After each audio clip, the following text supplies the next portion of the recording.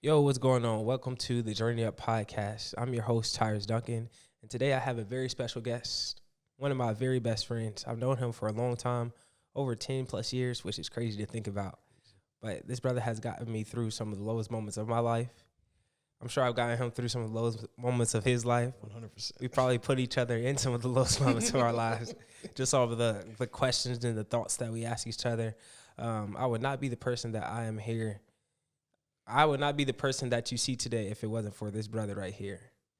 And let me refresh you guys on the Journey Up podcast and the concept, because I think that this would be a very, very good episode. Before I introduce my guest, really. So the Journey Up is a storytelling podcast that dives deep into personal journeys through life's darkest hours and the resilience it takes to rise again. Each episode features a guest who shares a raw, unfiltered account of one of the lowest points in their lives and the trials and tribulations they faced. Listeners will hear about the challenges, breakthroughs, and the strength it took to overcome adversity.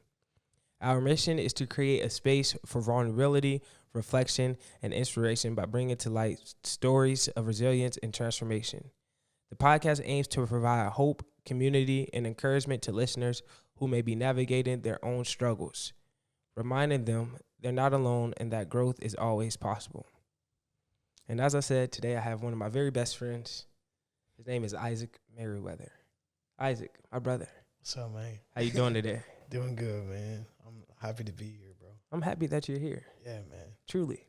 I think one of the first things I did on the previous season of Ty Talks, I did a question, and I think I'm going to bring it back. Let's go. So you know the game, We're Not Really Strangers. I know of it. You know of it. Yeah. So basically, it's a card game to where you choose a card and then you have a conversation about that. Oh, that's fire. That's what we'll do first. That's a wild card. No disrespect to the game. It's a wild card. This is actually very interesting. What was your first impression of me? Oh, bro. Bro, that was over 10 years ago, bro. This is going back to like August 2010, 12. 10? Was it? Yes, 10, bro. 7th grade, 7th grade, bro. Ah, man. 2010. For Mr. Rudolph class. That. Oh my God. Dang, dude. All I can remember is I was surprised when I learned that you and Titus was brothers, and then I realized like, oh, I shouldn't be surprised at all because they act kind of the same. But I think you had a mohawk, bro. I'm sure it did. 7th grade. I think I had a mohawk.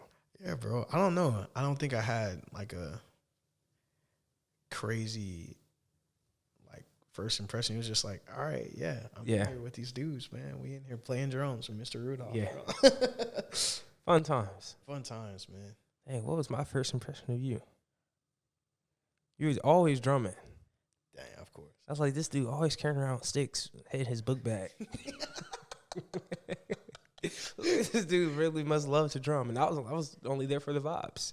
Like, this dude must really love to drum. Dude, it was I wanted to be like my brother, bro.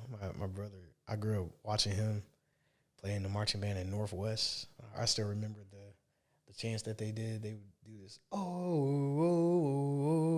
Whoa, doom, doom. Whoa,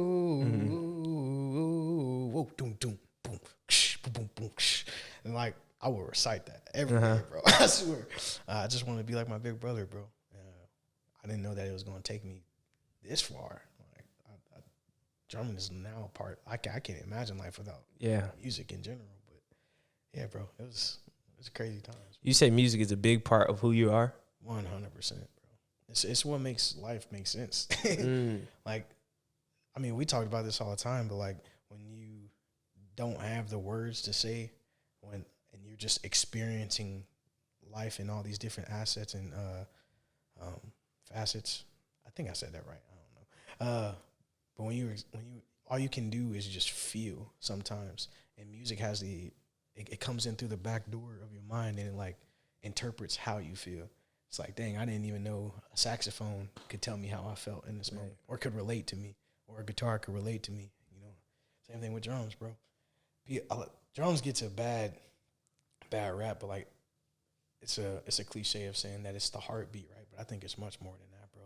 Like it's the rhythm of life, my boy. Like how many times do you hear a beat and you just like automatically feel some type of like uplifting in your spirits, or like somebody, you can tell that somebody's listening to something a little bit sad or something like that, you know?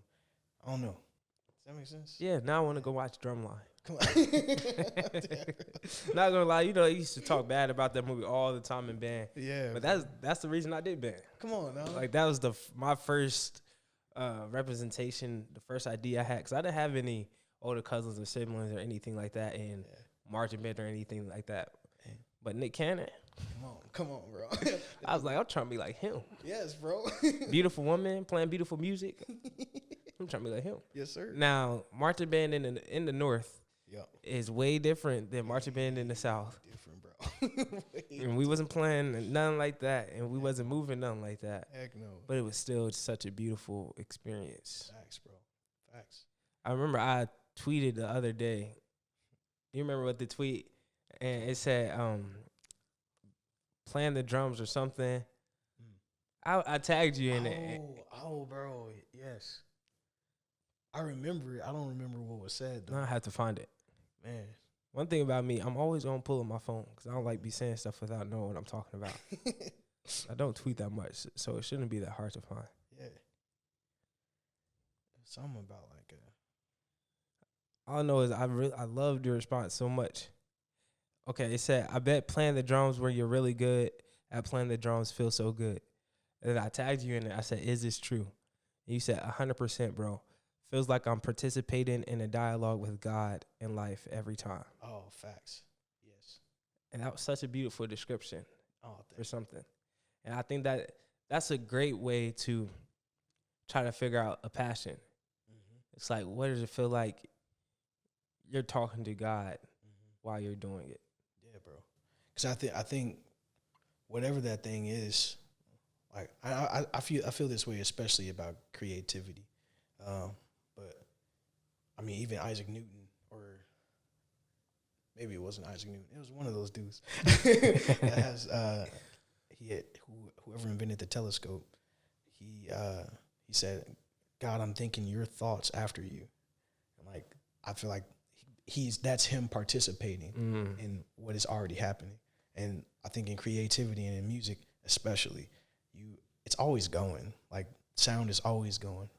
Notes are always going. Vibrations are always going. We just grab it and say, I'm going to put these things together and make this beautiful thing. And when a song is over, it's never really over, because how many times do you like go away humming a melody? You feel what I'm saying? Or yeah. Humming a song. Singing one line. Come on, bro. One line, bro. A lot of times I'll just sing one line. Like, what are you singing? Don't even worry about it. Come on. Don't even worry about it. Participating right now. But yeah, music is definitely, in my opinion, the greatest thing of life. Facts. I definitely would not be the same human being if there was no music. Facts, bro. I also wouldn't know no different, but I like to say that music literally is one of my reasons of being. And I'm not even a musician like that, but I just appreciate the art so much. Stop the cat. Stop it. I just appreciate the art so much to even listen to it, to watch someone playing. Yeah. Very skillful. I'm like, this is such a beautiful experience. Yes, bro. It's cool that we get to see that side of people too. It's like if you ever watch an artist and they're like in their little, I don't even know what to call it. Their being, I guess. Like it's like they tap into something completely different, bro. Like, yeah. One of our boys, Armand, bro. I love watching him play because it's like he's, again, we talk about participation. It's like that is literally coming from his soul, his spirit, bro. Yeah. And when you are really in tune with like what you were doing, because it is an extension of you, bro. It's like my favorite Disney movie ever, Soul. Facts. It's favorite movie ever. The blue zone that they get in when they playing something that they really love. Yes.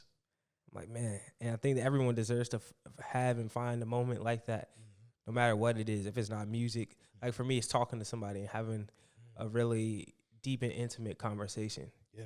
Which is the point of this show, to sit down and have deep, intimate conversations with people, to truly give people a chance to take off the veil and show people them. Facts. Facts, man. That being said, let's dive into Isaac Merriweather's journey up. Take me to what you think may have been the lowest moment of your life, and let's talk about how you made it out of there. I mean, kind of like we were saying beforehand. I think there's multiple times, but I think everything derives from one, and it's when I lost my father. You know, I was 12 years old. I remember what I was doing. I was eating a bowl of cereal, bro, and he had just got home. He wanted to come home. I should probably back up actually. So he earlier in that year, he got tested, got scanned for cancer, and they saw nothing, pink as a whistle. And then a few months later, they scanned him again and they found like 4 or 5 spots, and it originated in his pancreas. So he got diagnosed in October, and he passed in December. So it was like a 5-week span, bro. I remember that. That was around the time we met. Yep. That was 7th grade, bro. Mm-hmm. It was crazy. He was in the hospital for like a week and a half, maybe. But he wanted to come home, and we were staying at our church's like extra home. We earlier that year as well in January, he lost his job. He got laid off, and it was just a really crazy time in our family, bro. But the church was kind enough to help us out, and we got home, everything. We were there probably for like 2 days. My mom she had this little tool that she would clean his mouth out with, because he can't really, at this point, he can't really talk, can't really move or anything like that.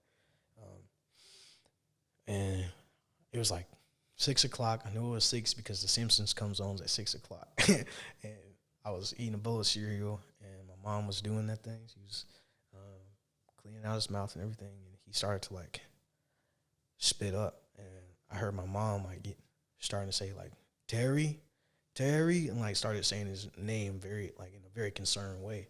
And I got up and ran into the room, and I mean it's like he just started throwing up this like brownish black stuff, and it just kept coming, and you know we crying and stuff, you know, because it's like we don't really know what's happening. But even in that, my pops like pushed my mom back because he didn't want to throw up on her. Like that was like his last gesture of like protecting her. Like, pushed her back, and I remember his last breath kind of came out of his nose, you know, and it was like I didn't know what to do but run, bro. Just ran, and tried to, like I said, we stayed at the back of the church, and they were actually having choir rehearsal, and ran over and like got who is Mrs. Gomes. She's the choir director, and because I didn't know what was happening, and the details get kind of fuzzy after that, because I just remember processing, like trying to process what was going on, but not having that capability. And you know, all the adults knew what was going on, but I didn't know until they brought the bag, you know, the body bag and everything. And I remember my cousin came over. Shout out Dusty, man. He was, I think he's been through a lot of stuff as well. And he just said, you gonna be all right, man. You gonna be all right. In hindsight, I'm like, it's kind of a crazy thing to say. Somebody that just lost their father, but I know now what he's talking about. You feel me? But yeah, that whole thing just kind of shaped the rest of my experience in life, because from outside of that, all me and my mom had was really each other. You know, like I have like older brothers, but they had their lives too. You know, like one of the oldest brother, he doesn't. That wasn't his dad. but his daughter stayed with us a lot. I mean, basically lived with us. I call her my sister, basically, because we grew up as siblings. And then my second oldest brother, he had just gotten out of prison, actually, that year, bro. And thinking about stuff from his perspective, it's like I can only imagine the heart wrench that is as well, because like you just got out of being away from your father, and you only got a few months with him again, and then he's gone. Desi, who I call my sister, like my mom and pops raised her basically, and in a way she lost a father figure as well. And then my mom, like that year was crazy for her. January, pops loses his job, but also she loses her father. Middle of the year, June, she loses her best friend, Miss Rose, and then December, she loses her husband of over 20 years. So thinking about them, and then thinking about me losing my father, it could be really easy for me to. It would have been, and it was really easy for me to just go inside of myself and be like, oh, but my dad. But like, for some reason, I feel like I was gifted with that, with the gift of perspective, and like thinking about them as well. It's like, dang, man, like, yes, I lost my father, but also she lost her husband. My brother lost his dad. Desi lost her dad in a way, So like, it's a really trying time in our life, bro. Yeah, man. My mom and I our relationship changed. It became super deep. She had to kind of trust me. Yes, they had kind of like a traditional setup at the time, where my pops was working the most, and my mom was helping out around the house and helping with us with school and everything. And for her we lost the dude that was making everything happen pretty much, and so it kind of left us in a bind, and especially with us him not having his job that whole year, you know what I mean? It was crazy, but she had to kind of trust me, and I had to trust her more. Yeah, like that's a lot for a 12-year-old to go through.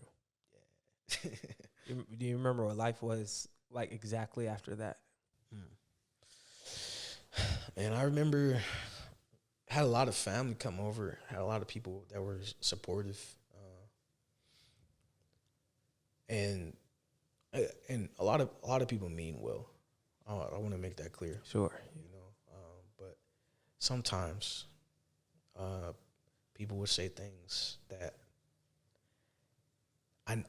I'll put it this way. I now know what to say and what not to say when somebody is grieving. Absolutely. A lot of times, it's not saying nothing at all. My boy is just being there.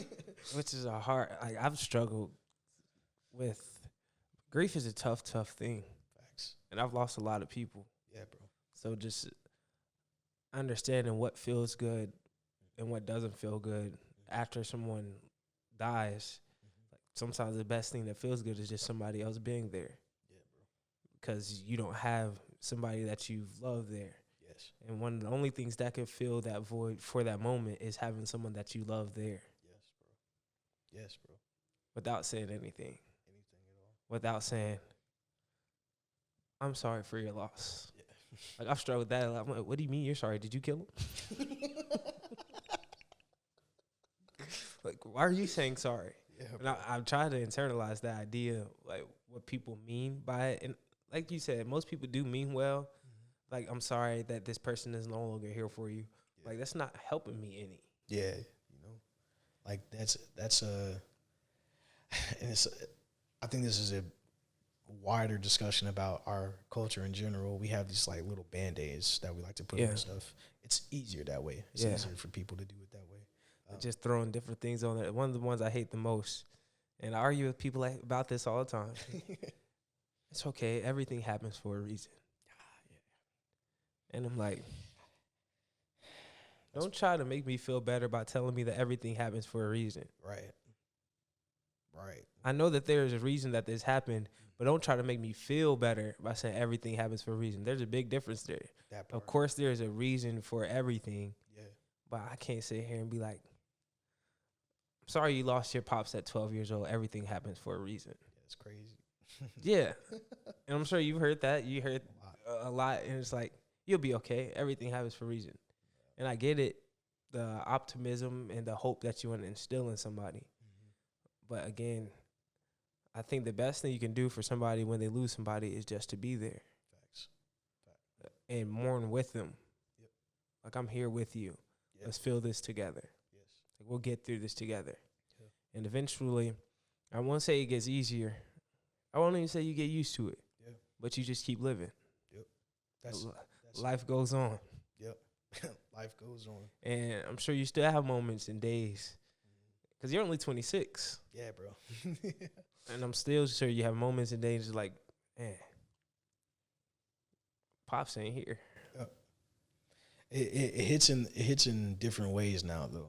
Like being older and having more responsibility on me. I see the deficiencies of someone that has like that presence in their life and versus like me.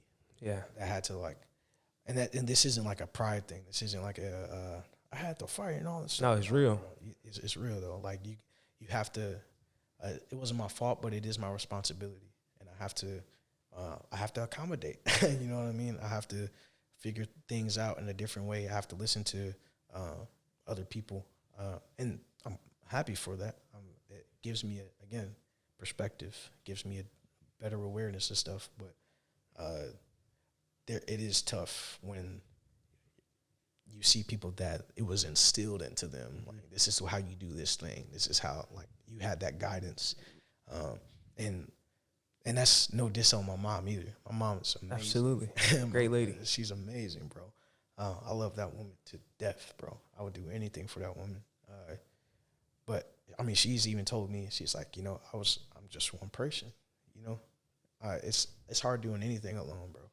Mm-hmm. And there's some structure that a mother just can't add like a father.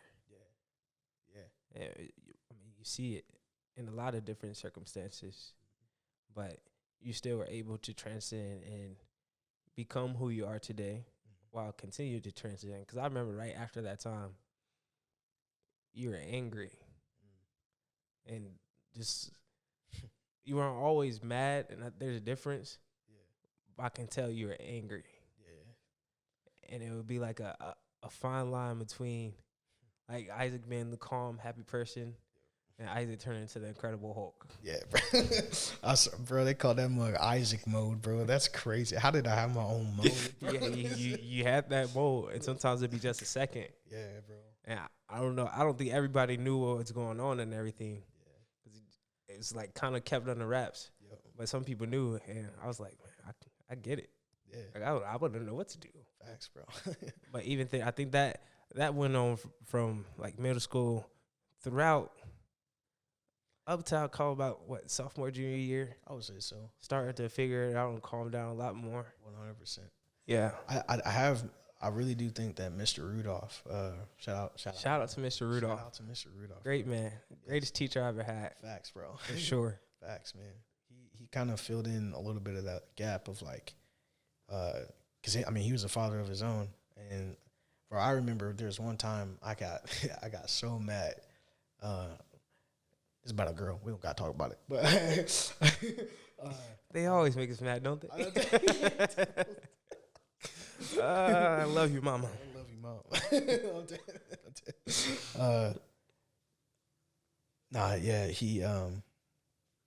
He saw me angry.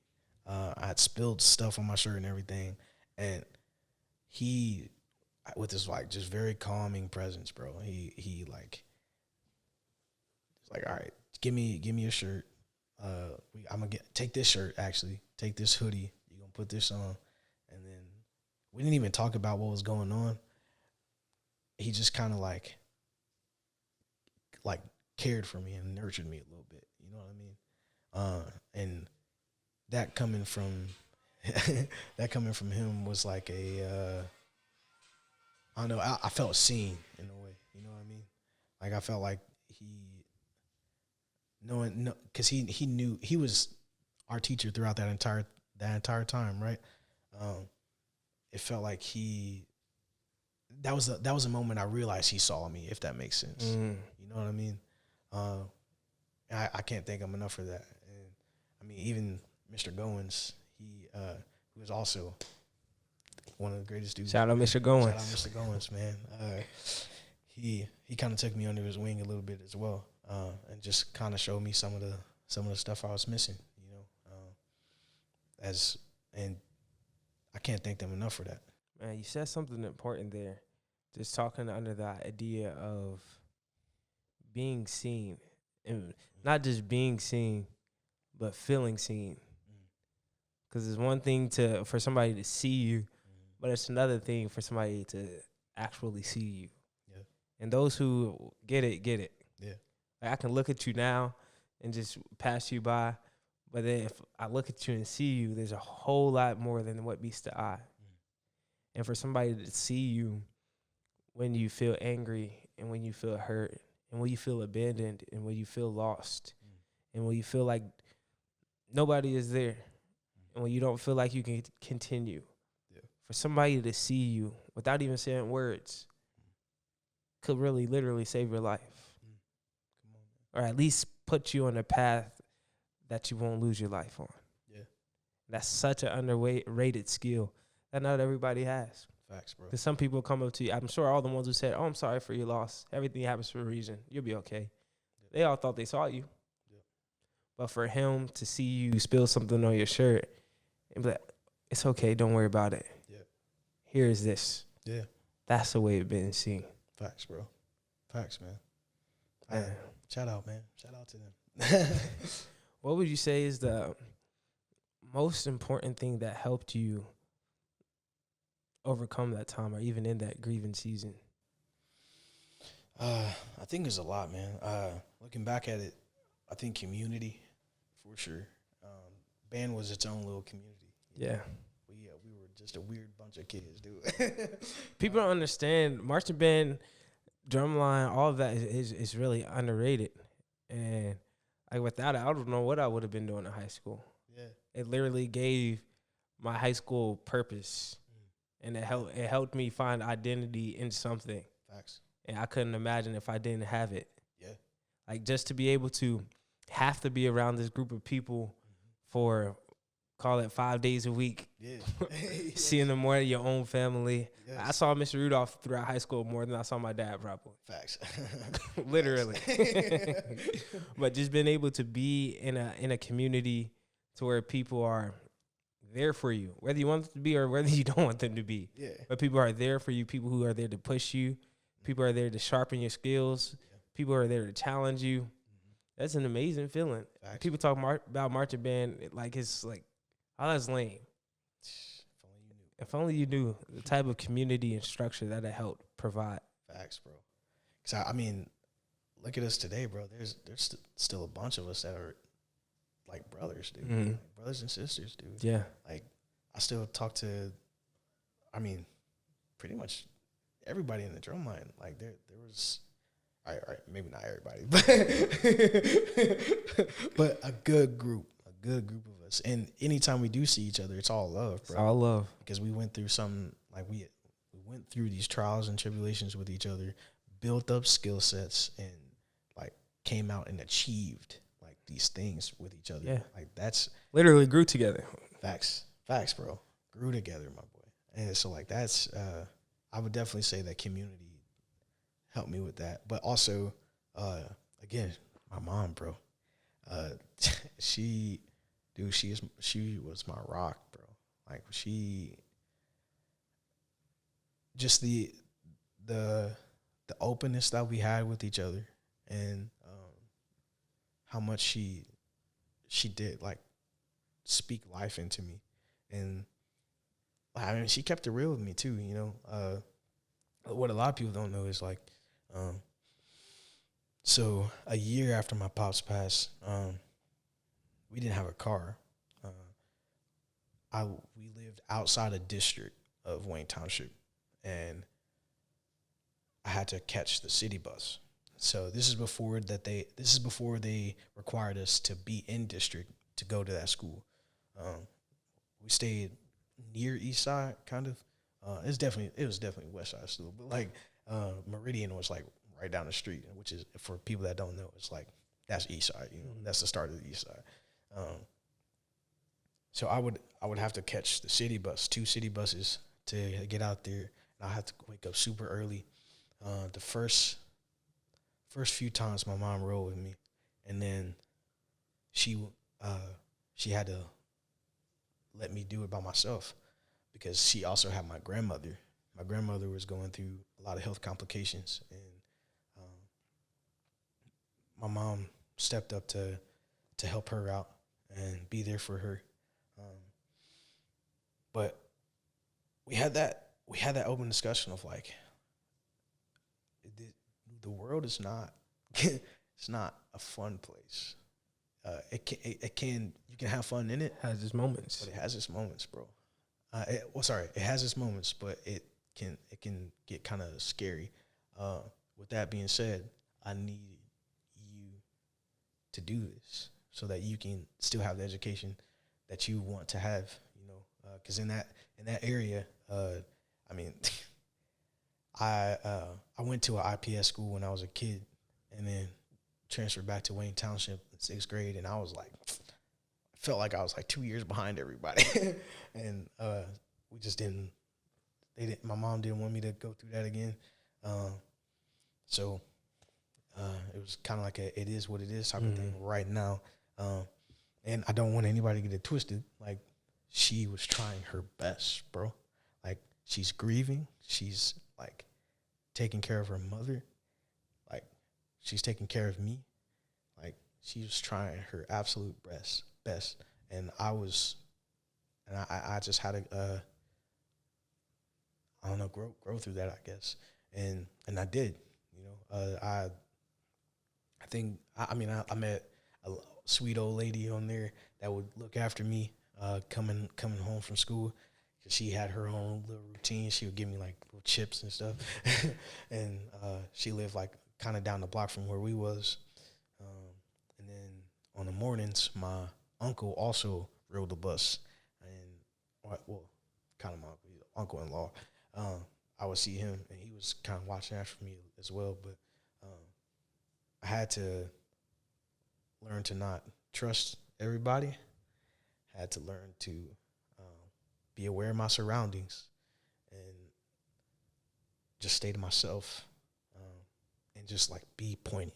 Like, get it done. Get to school. Get to the bus stop. Get home. Maybe while you're waiting on the bus, get some McDonald's or something. You feel what I'm saying? That McDonald's sausage McMuffin, that $1 McDuffin, bro. That mug got me through, bro. But while it wasn't ideal, I would almost say it was necessary for me, because I had my mom learn to trust me, and I had to learn to trust my mom. And I was going strictly off of her word. I was listening to everything she said. She said, "You get on the bus, go to school. After school, get on the bus, go home. Don't entertain nobody. Don't do anything like that. Just go home." And I did that for a good year, something like that. So we had that bond. We had that bond of trust. We had that bond of like she knew that I wouldn't. Also, I mean, I'm gonna be honest, bro. I was scared of my mom, bro. Rightfully so, as you should have been. Right, man. I can count on both hands how many whoopings I got because I learned my lessons after every single one, bro. Better than me. I was hard-headed.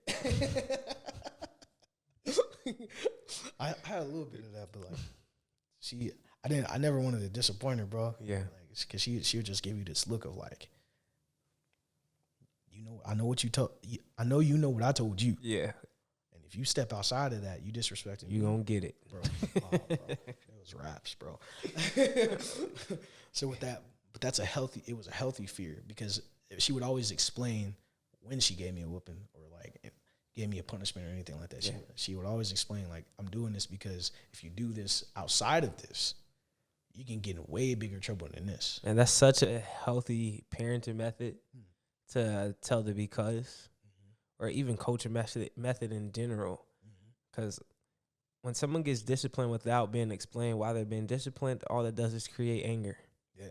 Now, if you discipline them and you give them the why behind why you're disciplining, the hopes is that they don't do it again and they actually understand what you're saying. Facts. It doesn't always happen like that, but that's the hope. Facts, bro. And I think it's I try to, anytime I'm having a hard conversation with my nephews and nieces, like, I try to have that perspective as well, because like they're dude, life is just crazy, because like I will see them do stuff that I would do as a kid, you know what I mean, and I have to sit down and explain to them, like, this is why you don't do it. Now, do you get what I'm saying to you? Do you understand what I'm saying to you? And I'm trying to be something that my mom displayed, but also my father didn't get to really do for me. You feel what I'm saying? And like, hopefully one day have my own family. I would hope that I would do the exact same thing. Explain to them, like, why this is not good for you, or explain to them why it has, like, we have to make this like extreme precaution or something like that, and then ask them, did you receive it though? Because that's another important part of it. Because my mom would do that. She'd be like, now, do you understand what I'm saying to you? Yeah. Because if you don't if that person doesn't understand, if that little one doesn't understand what you're saying to him, I mean, it's just null and void. It's in vain. You know what I mean? I don't even know how we got here, bro. Yeah. What was we was talking about how I got out of that. I think so. Definitely community, mother, and another side of community was church. I think I had a few people in my church at the time that kind of, again, took me under and was just showing Jesus to me, showing kindness to me, and it was looking back at it, I wish I could give them even more flowers. You know, I want to repay them in some way, because of what they instilled in me as like showing love. You feel what I'm saying? Because they didn't have to do that, right? You know, like they had kids of their own. They had stuff that they had to take care of, but they were helping my mom and I with groceries, helping us with buying me like shoes if I needed it. I got one dude, I call him Uncle Stan, man. He coolest dude in the world, bro. I feel like he's one of the coolest dudes in the world. And I remember he took me to grab some shoes, and he was just talking to me, just normal. Like it wasn't showing like pity or anything like that. It was just like, I know you have this need. I love you, and we're gonna spend some time together, and we're just gonna do this thing, you know. I definitely have to thank them for that. And again, the fourth thing is probably music, bro.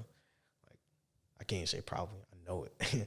That's when I started playing drums for the church, and my mom would tell me, anything that you feeling, just put it through the drums. Just put it through the drums. And I don't know how she did it, but she got me a drum set one year. I think it was the year after my dad passed. And took that drum set, knew how to do like one groove on that mug, and then I ran with it. I ran with the boom, cop, boom, cop, boom, cop, ran with that mug, and then started playing for the church. And I remember there was that's when I got really got intertwined with like the Gomes, who's another beautiful family, bro, at the church. Mrs. Gomes was the choir director. She also helped me with like musicality. So she took me to the next level of like, all right, yeah, you're kind of using this to navigate your emotions and stuff. But did you know that you could do it? You could do this with it. Like we can make this song happen. I need you to dig into the drums a little bit more here, or back off, or stop rushing. Yeah. She definitely kind of taught me how to follow, how to be led in music, and because it was no longer just me in my room playing boom ka boom ka boom ka. Mm-hmm. I'm now a part of this big, like, beautiful thing, like giving praise to God. Community is happening. There's this like joyous sound happening, and I'm a part of it. Like the voice of the drums is a part of it. Her playing piano was a part of it. The choir's voices was a part of it, and together it become this like harmonious sound. You know what I'm saying? That's when I've realized that, like, oh, I want to like do this. Like, if I can add to something like this, Mm-hmm. then like I gotta do it. You feel what I'm saying? Like it in a way, like, yes, we have a choice, but like in a way I feel like I didn't have a choice, because it was just like, if I'm participating in this thing right now, I would be crazy to go away from it. Right. You feel what I'm saying? I know I said a lot. My fault. No, that was good. And I like you said, your mom told you, wherever you're feeling, put it through the drums. I definitely get that when you playing the drums. So, job well done, mama. Because that sparks some type of fire in you to take initiative and to literally put what you're feeling through your passion, which I think is an important thing for everybody to take away from this. It's like, whatever you're feeling, put it through your passion, whatever that may be. Facts. Whether it be anger, whether it be happiness, whether it be sadness, whether it be joy, all of those can get put through our passions as a form of releasing in a healthy way. 100%. Because if you don't have a healthy way of releasing how you feel, you'll crash out, and that's not good for nobody. Facts. For nobody. Nobody, bro. Because it's gonna come out. Yeah. Like, that's the thing. You're going to crash out, and or you're going to shut down. Yeah. Because those are very, very similar. I don't think people really relate them together, but they're very, very similar. Some people crash out, some people shut down. Yeah. Like, someone will tell you to shut up if you make them mad, or someone will just stop talking, depending on how they're raised and their upbringing and everything. Yep. But I think the best way to put how you're feeling out is through your passions. Yeah, bro. And I think the gifts that we have are not for us. Boom. I always think about the idea. Yeah, bro. And if you really think about it, our refusal to put our gifts on display is doing a disservice to the people around us. Because if you think about a gift, you don't have it for you, but you have it to give. Specifically if it's yours already. Yeah. So it's like, if I go to the store and I buy something for somebody, this is my gift to give to you. Yeah. And if I don't use that gift, I'm doing you a disservice, not me. But sometimes we'll let I don't want to call it our selfishness or our pride or ego. Most of the time it's really rooted in insecurity. We'll let that come into play and be like, am I even good enough to give this gift? Yeah. Or is this gift good enough to give to this person? Yeah. And I think the best thing to do is to give it and then let the people decide, because it's not up for you anyways. I know you as an artist, you're very, very critical upon your gifts. Yeah. But I know that you're one of the most talented artists that I know. I know you hate to hear that, but I'm telling you this anyways. You're one of the most talented artists that I know. How are you able to still overcome and mask the insecurities that you have in art to give your gift to the people who need it? That's a great question, dude. Wow. I think I just lean into it. I allow myself to be vulnerable with my music, because I think putting up a mask is I don't know. I don't want people to fall in love with somebody that doesn't exist. I don't want people to relate to somebody that doesn't exist. I want you to relate to the real me. You feel me? And because a lot of times people need to hear that they aren't alone, like, or they are going through something that somebody else is going through. Maybe I can be a voice for the voiceless type of thing. And or I don't even want to say that. Like, I want to help you get a voice. Like, use these words or this feeling or whatever to help internalize what's happening in you and get it out. You feel what I'm saying? Because I think we're supposed, like you said, we're supposed to share that stuff. My boy Josiah always says, the fruit is never for the tree. It's always for somebody to pick it. It's never for the tree to participate in. You were just supposed to produce it, and other people are supposed to get nourished from it. You feel what I'm saying? So yeah, man, I think that's it. I think I just lean into it and don't want.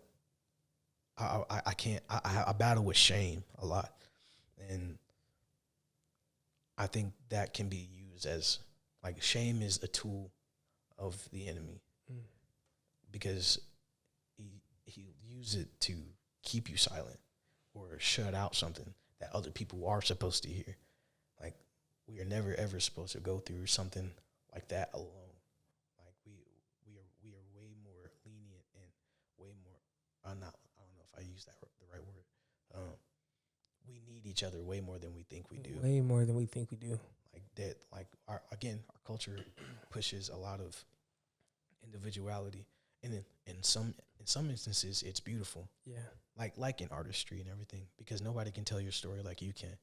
But at the same time, we take it way too far. Yeah. Say I'm supposed to just, I'm doing me. That I hate that. There's some toxicness that's attached to the idea of independence. Yeah, bro. I think I wrote something. I carry this little black book around sometimes. I had a thought one day.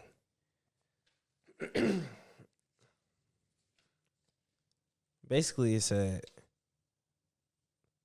I'm about to look through this because there's a lot of thoughts in here. But it said, independence doesn't necessarily bring you the freedom that you think that it does. Come on, man. A lot of people think that independence means that, oh, I'm totally free. Yeah. But sometimes freedom is not what we really need. Yeah. Sometimes we need the constraints to have us where we're supposed to be. Facts. And the independence, the freedom per se, will have us lost. Yes. Because we're able to wander. Yes. And when you're able to wander, most of the time you get lost. Especially if you don't have no direction. So we have a lot of independent people out here wandering like stray dogs, man, with no direction, no place to go, man, and trying to find a home. Yeah. It's like, you want to find a home. Maybe take away the idea of, I don't need nobody. Yeah. I can save myself. Can you really? Man, if you're drowning, you don't know how to swim. You better hope somebody that's there that knows how to swim. Exactly. And it talks about that in Ecclesiastes, how two is stronger than one. For if one falls and you're by yourself, who will be there to pick you up? Yep. But if one falls and you're with somebody else, there's somebody there to lend a helping hand. 100%. Or if one is in bed by themselves, who can keep them warm? Yeah. But if there are two, you can keep each other warm. Come on. And we have this strange, I don't totally understand it, this strange infatuation with loneliness. Yeah. It's really what it is. Yeah. I did this by myself. I ain't need nobody's help. I don't need nobody. Everybody's just holding me back. If everyone's holding you back, maybe you're around the wrong people. Yep. Oh, bro, you on something right now? Because a lot of people say, that, right? I don't fit in anywhere. I will venture to say that we're not supposed to fit in anywhere. You're supposed to belong somewhere. It's a distinct difference. Big difference. It makes me think of like a puzzle or something. You can try to make the wrong piece fit where it's not supposed to fit. Yeah. But if the piece belongs, it snaps right in. Right in. Come on, bro. And there's a lot of people who are incorrect puzzle pieces, or not incorrect puzzle pieces, but they're puzzle pieces trying to fit in incorrect places. Yeah. Because that's not to say that your incorrect piece. You could be a full piece within your totality, but maybe you're trying to fit in where you don't belong. Yes. And you need to go find where you belong. Facts, man. Facts. Like man, because I feel like I can hear people like saying in their head, well, like, I feel like I don't even belong anywhere. Man, again, I think that we have to audit ourselves and ask ourselves, like, how many lies have we believed? Where did the lie come from? How many people, how many people are searching for the place where they belong? Because I do feel like it can get lonely, and maybe again you just haven't found that. I want to encourage you to keep searching. Keep searching. Like, because a lot of times it looks like something that you may have said no to before. Like, I don't know. I can only use like high school cliches, bro. Say there's somebody that walks into a high school, they see the jocks, they see the goths, and they see the nerds. I don't know, those three right there. And naturally, they want to probably drift towards the jocks because they get all the whatever. Like, they get all the status and all this stuff. And maybe where they really fit in was with the nerds. Yeah. But because they were blinded by the status and everything, they never really got to the people that they belonged to. So now that carries outside of high school, and now they're always trying to go to the people that fit that characteristic. Yeah. Of like, you have the charisma like that dude did, like the jocks. You have all the dress, not the dress, or maybe the dress, I don't know. Everything. You have everything like the jocks did. I want that. And it's like you're coveting something that they pushed you out, bro. They shoved you in a locker. Like they would beat you. They made it feel like you didn't belong here. Yeah, bro. Yeah. And whole time you're trying to chase that. And I think you just sometimes got to call a spade. And go to where you, like, literally, it makes me think of a High School Musical. And Troy did not think that he tried to fight so hard. The fact that he belonged to be with the, whatever, the choir, the group, the singing, the actors. Yeah. And he's like, I'm not a drama kid. I'm just a sports. I'm just a basketball player. And that's what people try to tell him. Yeah. Are you just a basketball player? But truly, he felt a pull to go and be with them. Yeah. And sometimes you can be both, and you won't feel complete until you are. Facts. So I think that's another thing that people have to think on. It's like you may be this one thing, but you may feel unfulfilled because you are also this other thing. Facts. Yes. In order for you to feel fulfilled, maybe you need to do both. And if it's truly you, it won't be hard. Yep. Or maybe it'll feel hard, but it's necessary. Yeah. Yeah. And I always say, just because something is hard doesn't mean that it isn't necessary. Facts. Because the necessary things make us complete. Yeah. And if you want something to be complete, you have to do the hard things. Do the hard things, man. No matter how hard it is. Yeah. It's like, do you want to be complete? Yes or no? Come on. Yes. And if that's the case, you got to do the hard things. And on top of that, bro, just again, as a piece of encouragement, you've already gotten through your hardest day, haven't you? Like, if you look back, bro, you've already done it. You do hard things all the time. All the time. Dude, you're just building strength. You have the strength to get through this thing. And if you don't, you will build the strength to get through that thing. Sometimes it takes a minute to lift up 150 pounds or something like that. Like, I don't think people realize how strong we truly are. Yeah. To your point, you have made it through your hardest day. And I guarantee if you keep going today, you'll make it through this one too. Yes. Yes, bro. And I always say that there's always tomorrow. Always. Until it's not. Until there's not. Then what do you have to worry about then? Exactly. It's over then. Yeah. I can think of things that are probably far worse than death. Come on. Because who knows what's after that? Right. We have our ideas and our thoughts and our hopes. Yeah. But who really knows? Nobody has died and really came back to tell the story. Yeah. But we all have our hopes. But when you are going through your hardest moment and you think that this day is impossible to get over, there's always tomorrow. Facts, man. Yeah. I heard somebody say that once they were giving somebody who were thinking about killing themselves, they was giving them advice. They said, just wait until tomorrow. And if you think about doing it tomorrow, just wait until tomorrow again. Yep. And it kind of sends you on a cycle like, I'll just wait till tomorrow. Yep. I'm not going to do it today. I'll just wait till tomorrow. Wait till tomorrow. Now, I encourage you not to stay in that thought process and to actually instill some hope. But if you do ever feel like that, just wait until tomorrow. Yeah. Because, I mean, I know both you and I have had our fair share of, like, those depths, bro, of like suicidal ideation, and there were a couple attempts on my end, but I made this pact with myself, bro, that until I do everything that this life has to offer, I can't do that. You know how much stuff there is to do, bro? Too much to take yourself out. Come on, dude. There's something every day.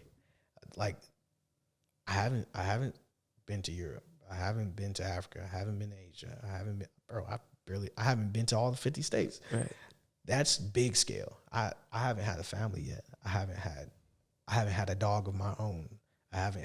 You haven't turned 30 yet. I haven't turned 30 yet, bro. Yeah. There's still a number to chase. You feel me? There's still another year. There's still another day to chase. I haven't seen tomorrow yet. Mm-hmm. So like I can't. Who am I to take myself out?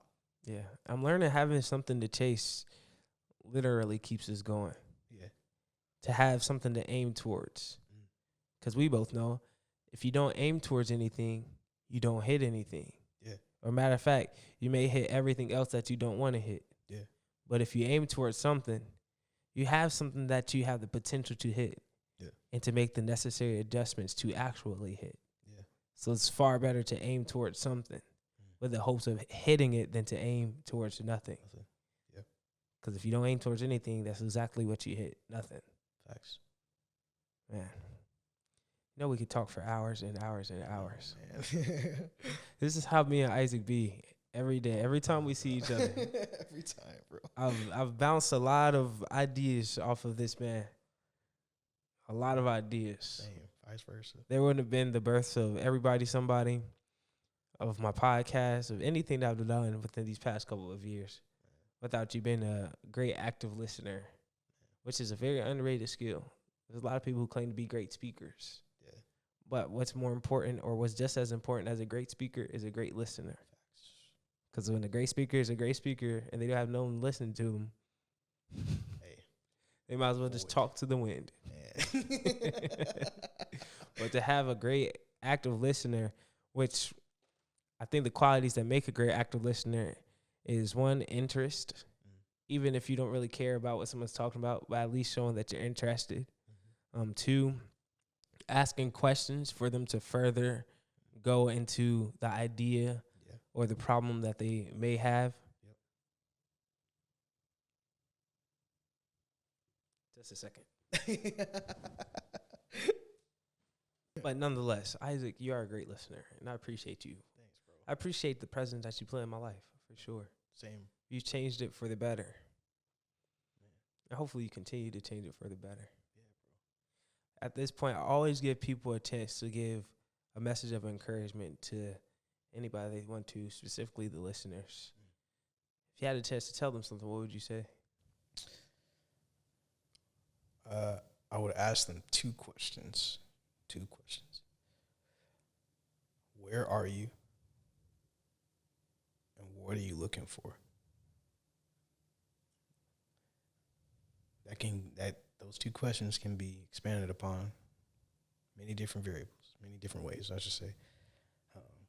But I think if you ask yourself where you are mentally, spiritually, physically, even, like, as practical as that, you are now able to be honest with yourself and see clearly what you were searching for, why you're there, or what led you there, how you got there, and what you searching, asking what you're searching for lead you to what you think will be the next thing. Like, how can I get out of this if you are in a bad place? Or maybe in a great place. Yeah. Maybe you're having a great time. Like, still ponder on that question, on those two questions, and show gratitude towards where you are. Maybe you've found what you were searching for. Yeah. And like, that's beautiful. And you should appreciate that. And you should steward that and like take care of that. Don't let it go. That's beautiful. How are you feeling? Right now? Mm-hmm. Bro, that's one of the hardest questions. I feel like those are two very important questions to ask. Where are you? And what are you looking for? Because where are you helps you, essentially ground yourself, become present in the moment, to become present with how you feel. And then where are you going? Hopefully gives you something to look for and look forward to. And I've learned that to be one of the key fundamentals to life, is having something to look forward to. This was such a great conversation. Yeah, bro. Such as we often have. I appreciate you so much. Love you, bro. For being a part of my life. I love you too. Come on, man. I thank you guys for tuning in to another episode of the Journey Up podcast. I pray that you guys are blessed. I pray that you guys keep going. And I pray that you guys never lose the hope. Peace.